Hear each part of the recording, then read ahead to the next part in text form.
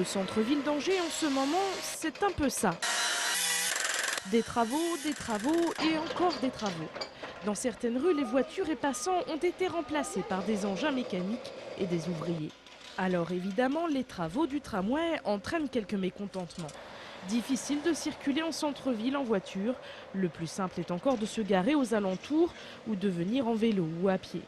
En ce moment, dans le centre, plusieurs rues sont en grosse phase de travaux, comme ici rue de la Chaussée Saint-Pierre à côté de la place du Ralliement et rue d'Alsace. Petit florilège de réactions. Épouvantable.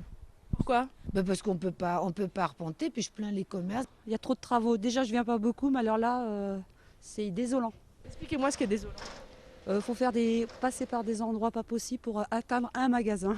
Mais bon, on s'y fait. Hein. De toute façon, il faut bien que les travaux se fassent. Mais moi, je viens du Mans, donc j'ai déjà vécu ça. Donc je sais que c'est très dur pour les commerçants parce que beaucoup sur le Mans ont déjà fermé. Et je leur souhaite bien du courage. Les commerçants, justement, sont nombreux à être excédés par ces travaux qui n'attirent pas forcément la clientèle et qui ramènent de la saleté et beaucoup de bruit. C'est la galère à tout point de vue. La galère pour venir travailler en ville. Les gens nous disent faut quand même, on a du mérite à venir chez vous. Donc on a plein de petites réflexions comme ça.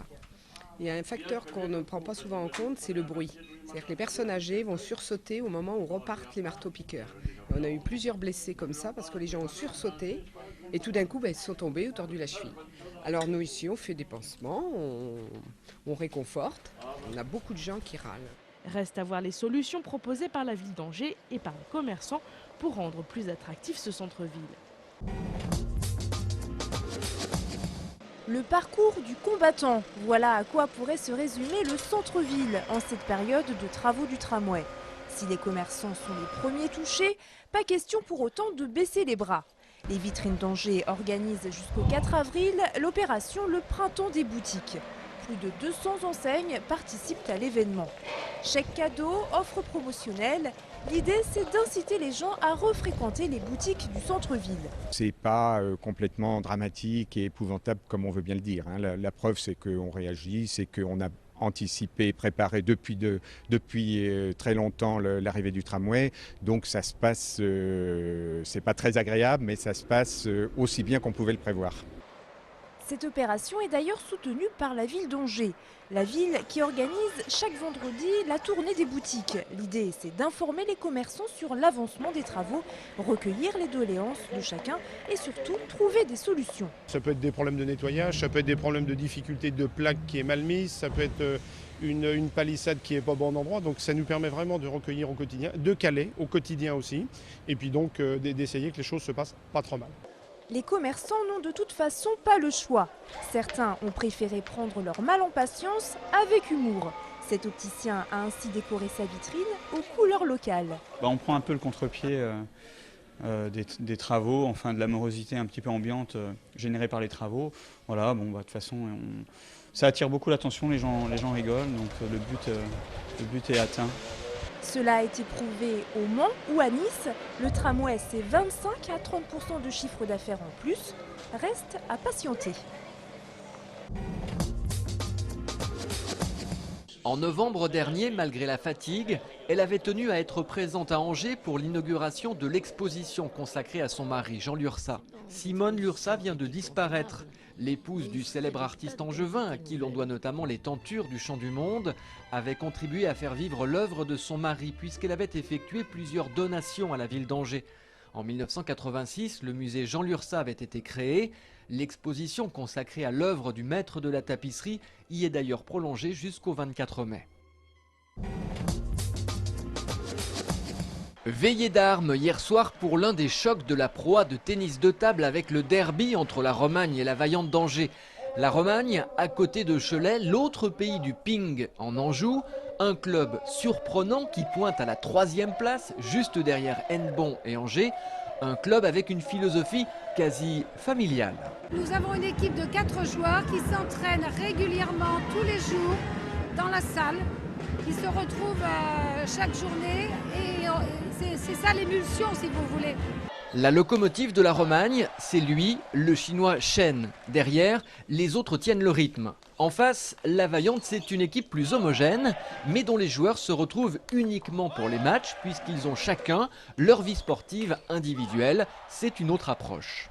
Et c'est vrai que ce soir, quand on regarde les deux bancs, je ne sais pas si de l'extérieur, on sait qu'il y a une équipe qui vit tous les jours ensemble et l'autre un peu moins. Donc voilà, c'est aussi un bon choix de personnes à la base. Car hier soir, tout le monde s'est accroché. À l'aller, la Romagne avait arraché le nul. Cette fois-ci, le premier match perdu 2-3 par Schön face à Keinat a scellé les ambitions de son équipe. Malgré une excellente résistance et beaucoup de soucis posés aux Angevins, la Romagne s'incline 4-1 face à une équipe qui reste sa bête noire. Ce soir, Angers, ça n'a pas marché. On a toujours perdu contre eux. Allez, maintenant, l'objectif, c'est l'année prochaine, essayer de les taper ou faire un nul, parce que ça commence à bien faire. Moi qui connais bien David Pilar, je ne l'ai jamais battu quand j'étais joueur, j'aimerais bien le taper en tant que coach. Vous les reconnaissez ces photos? Oui. Il y a moi qui lève le verre. Si les élèves de cette classe reconnaissent ces photos, c'est qu'ils en sont les auteurs. Le photographe Marc Legros a confié des appareils photos à tous ceux qui font vivre l'école Grégoire Bordillon située dans la Doutre. Enfants, parents, enseignants, femmes de ménage, voisins, ils ont tous pu photographier l'école avec leur regard. En gros, quand je leur présentais le projet, ils me disaient tous, oui, par exemple, les photos de l'école, c'est la photo de classe. Et justement, s'il n'y avait pas cette photo de classe, qu'est-ce qu'il y aurait d'autre comme photo? Et de là, on commençait à parler. Ah, la récré, ah, la cantine. Ah, et je leur disais, justement, vous voyez, il y a plein de choses à faire. En fait, vous faites ce que vous voulez. Ces photos feront l'objet d'une exposition et d'un ouvrage. Il a donc fallu faire des choix pour qu'il ne reste plus que 90 clichés.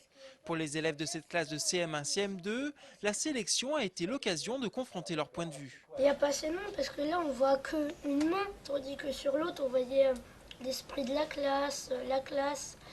Vous voyez qu'on faisait une chose ensemble. Je la trouve bien parce qu'une main avec un bonhomme dessus, c'est pas une photo ordinaire comme une photo de classe. Les avis divergent et c'est justement ce qui crée la discussion.